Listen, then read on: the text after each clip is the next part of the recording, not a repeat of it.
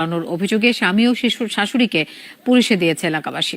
শনিবার রাতে তারাবো পৌরসভার কাজীপাড়া গ্রামে এই ঘটনা ঘটে। পুলিশ জানায়, তাকে হাসপাতালে নেওয়া হলে চিকিৎসক মৃত ঘোষণা করেন। মরদেহ নিয়ে যাওয়ার সময় স্থানীয়দের হামলার ভয়ে পালানোর চেষ্টা করে স্বামী শাওন ও শাশুড়ি ফাতেমা। গৃহবধূর শ্বশুর তারা মিয়াও পলাতক। এই ঘটনায় রূপগঞ্জ থানায় আত্মহত্যার প্ররোচনার মামলা করেছেন নিহতের বাবা। আমার বিয়ে আমার ফোন করছে, ভাই পালা করে আমগো বাড়িতে আমি ফাঁসি। তো আমি এক পর্যায়ে আসলাম বউবাজার দিকে, তো দৌড়ে আইতে আইতে বাড়িতে গেছি অতি ফার্স্ট। তো বাড়িতে গিয়ে কেউ পাই না কিয়া, তো এক শুনছি রবিকের গোলামালা পুরান বাড়ি নাহলে সবাই রাখছে। কাজে বাড়ার চাকরিরা আমার ফোন করতে পরে গেছি, গেছি এই জায়গা তো পাইনি। তো বিআইরে ফোন দিলাম, ভাই কই আছেন? ও আছি আলসা ভিতরে না, আলসা ভিতরে গেছি, গেহানো পাই না। পরে তো কই আছেন? ওই এস বাংলায়। তো এস বাংলায় গেলাম, গিয়ে দিয়ে আমার বিআই নেই, জামাই আছে, মেডিকেলের সামনে আমার মায়ের লাশ। তো ওইখান থেকে আমি লাশ বুঝা লইয়া বাড়িতে আই। লাশে কি কোনো চিহ্ন টিহ্ন পাইছেন? লাশে কোনো চিহ্ন পাই নাই কে, কপালটা ফুলা ছিল, গলার কোনো চিহ্ন পাই না। যারা গোসল করেছে তারা নাকি এই পেটের এই জায়গাটা দিলে আঘাতের চিহ্ন পাইছে। আগে কি কোনো সংসারে কোনো অশান্তি ছিল বা কোনো সংসার ও এই ঘটনা সবসঙ্গে লাগে থাকতো। মরার দুদিন আগে মারছে স্বামীয়া, তার কপালও চিহ্ন আছিল। এটা দেখে আমরা রাগারাগি করছি, বলছি তুই হেন আর তোরা আর দিতাম না। পরে আমার মায়ে কইতেছে, যাবা এবারকার যদি না থাকতারি আর দরকার লাগে যাইতাম না। তো এইগুলা আমি কইছি যে ঠিক আছে তো থাক। তো হ্যাঁ করতো নেশায় আবি যাবি বড়ি টড়ি খাইতো, ওই বড়ি খাই আমার মায়ের অত্যাচার করতো, আর মায়ের করতো। শ্বশুর শাশুড়িকে অত্যাচার করতো? সবচেয়ে বেশি হলে হ্যাঁ শাশুড়ি আর দুটা তার ছেলের বউ আছিল। এই ছেলের বউ ওরা কোনো সুমকা হ্যাঁ ই দিত না। আর তার মা হলো সবচেয়ে বেশি নির্দিষ্ট লোক। আমার মায়েরা কোনো সুমকা আপন করে না, প্রায় করতো তুই এই বাড়ির ভাত কেমন খাস সেটা আমি দেখি। কবে আপনার বাড়ি থেকে নিয়ে গেছে? কে নিয়ে গেছে? নিয়ে গেছে শেষবারের মতন দেন এই রোজার মধ্যে। রোজায় আমি দিতাম না, তারপর অনেক রিকোয়েস্ট করার পরে আমি দিছি।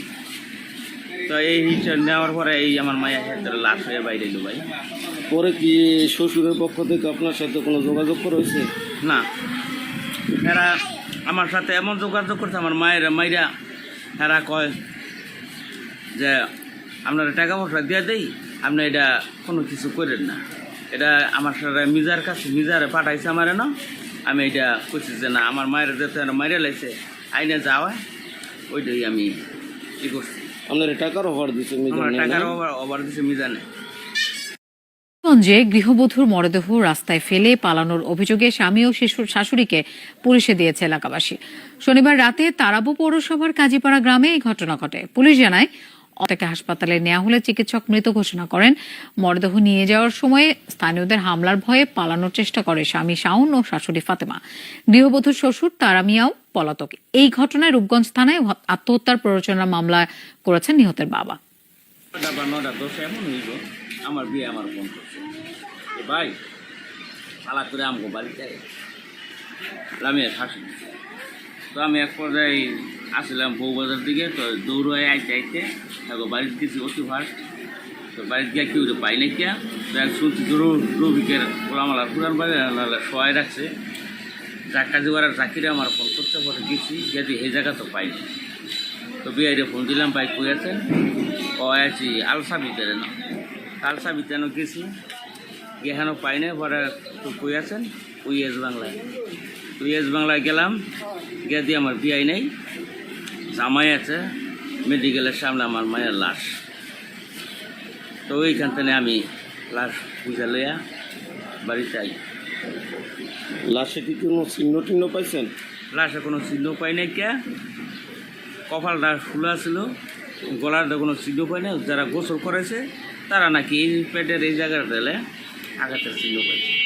আগে কি কোনো সংসারে কোনো অশান্তি ছিল বা কোনো সংসার ও এই ঘটনা সবসঙ্গে লাগে থাকতো। মরার দুদিন আগে মারছে স্বামীয়া, তার কপালও চিহ্ন আছিল। এটা দেখে আমরা রাগারাগি করছি, বলছি তুই হেন আর তোরা আর দিতাম না। পরে আমার মায়ে কইতেছে আব্বা এবার কাজ যদি না থাকতারি আর দরকার লাগে যাইতাম না। তো এইগুলা আমি কইছি যে ঠিক আছে তো থাক। তো হ্যাঁ করতো নেশায় আবি যাবি বুড়ি টুড়ি খাইতো, ওই বুড়ি খাই আমার মায়ের অত্যাচার করতো আর মায়ের করতো। শ্বশুর শাশুড়িকে অত্যাচার করতো? সবচেয়ে বেশি হলে হ্যাঁ শাশুড়ি আর দুটা তার ছেলের বউ আছিল। এই ছেলে বউ ওরা কোনো সুমকা হ্যাঁ দিত না। আর তার মা হলো সবচেয়ে বেশি নির্দিষ্ট লোক। আমার মায়ের কোনো সুমকা আপন করে না, প্রায় করতো তুই এই বাড়ির ভাত কেমন খাস সেইটা আমি দেখি। কবে আপনার বাড়ি থেকে নিয়ে গেছে? কে নিয়ে গেছে? নিয়ে গেছে শেষবারের মতন দেন এই রোজার মধ্যে। রোজা আমি দিতাম না, তারপর অনেক রিকোয়েস্ট করার পরে আমি দিছি। তো এই হিসাব নেওয়ার পরে এই আমার মায়ের হাতের লাশ হয়ে বাইরে এলো ভাই। পরে কি শ্বশুরের পক্ষ থেকে আপনার সাথে কোনো যোগাযোগ করেছে? না, এরা আমার সাথে এমন যোগাযোগ করছে আমার মায়েরা এরা কয় যে আপনারা টাকা পয়সা দিয়ে দেই, আপনি এটা কোনো কিছু করেন না। এটা আমার সাথে মিজার কাছে মিজারে পাঠাইছে আমার না। আমি এটা কইছি যে না, আমার মায়ের যেতে মাইরে লাইছে আইনে যাওয়া, ওইটাই আমি ই করছি। আপনার টাকার অফার দিচ্ছে? আমার টাকার অভার দিচ্ছে মিজানে।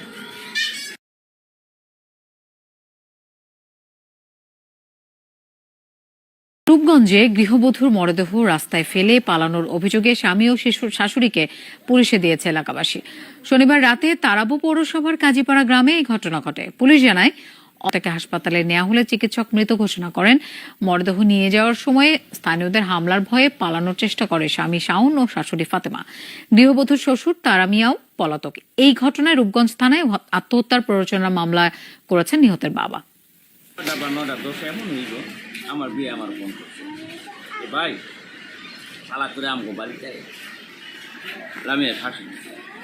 তো আমি এক পর্যায়ে আসলাম বউবাজার দিকে, তো দৌড়ায় আইতে বাড়িতে গেছি অতি ফার্স্ট। তো বাড়িতে গিয়ে কেউ পাই নাই কিয়া।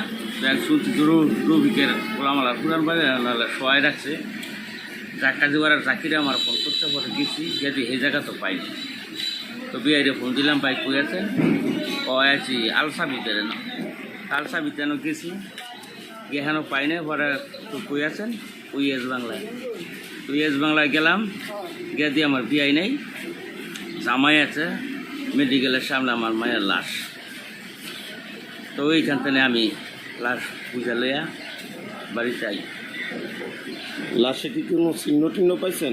লাশে কোনো চিহ্ন পাই নাই কে, কপালটা ফুলা ছিল, গলার কোনো চিহ্ন পাই না। যারা গোসল করেছে তারা নাকি এই পেটের এই জায়গাটা দিলে আঘাতের চিহ্ন পাইছে। আগে কি কোনো সংসারে কোনো অশান্তি ছিল বা কোনো কিছু ছিল? সংসার ও এই ঘটনা সবসঙ্গে লাগে থাকতো। মরার 2 দিন আগে মারছে স্বামীয়া, তার কপালও চিহ্ন আছিল। এটা দেখে আমরা রাগারাগি করছি, বলছি তুই যেন আর তোরা আর দিতাম না। পরে আমার মায়ে কইতেছে আব্বা এবার কাজ যদি না থাকতারি আর দরকার লাগে যাইতাম না। তো এইগুলা আমি কইছি যে ঠিক আছে তো থাক। তো হ্যাঁ করতো নেশায় আবি যাবি বুড়ি টুড়ি খাইতো, ওই বুড়ি খাই আমার মায়ের অত্যাচার করতো আর মায়ের করতো। শ্বশুর শাশুড়িকে অত্যাচার করতো? সবচেয়ে বেশি হলে হ্যাঁ শাশুড়ি আর দুটা তার ছেলের বউ আছিল। এই ছেলে বউ ওরা কোনো সুমকা হ্যাঁ দিত না। আর তার মা হলো সবচেয়ে বেশি নির্দিষ্ট লোক। আমার মায়ের কোনো সুমকা আপন করে না, প্রায় করতো তুই এই বাড়ির ভাত কেমন খাস সেইটা আমি দেখি। কবে আপনার বাড়ি থেকে নিয়ে গেছে? কে নিয়ে গেছে? নিয়ে গেছে শেষবারের মতন দেন এই রোজার মধ্যে। রোজা আমি দিতাম না, তারপর অনেক রিকোয়েস্ট করার পরে আমি দিছি। তো এই হিসাব নেওয়ার পরে এই আমার মায়ের হাতের লাশ হয়ে বাইরে এলো ভাই। পরে কি শ্বশুরের পক্ষ থেকে আপনার সাথে কোনো যোগাযোগ করেছে? না, এরা আমার সাথে এমন যোগাযোগ করছে আমার মায়েরা এরা কয় যে আপনারা টাকা পয়সা দিয়ে দেই, আপনি এটা কোনো কিছু করেন না। এটা আমার সাথে মিজার কাছে মিজারে পাঠাইছে আমার না। আমি এটা কইছি যে না, আমার মায়ের যেতে মাইরে লাইছে আইনে যাওয়া, ওইটাই আমি ই করছি। আপনার টাকার অফার দিচ্ছে? আমার টাকার অভার দিচ্ছে মিজানে।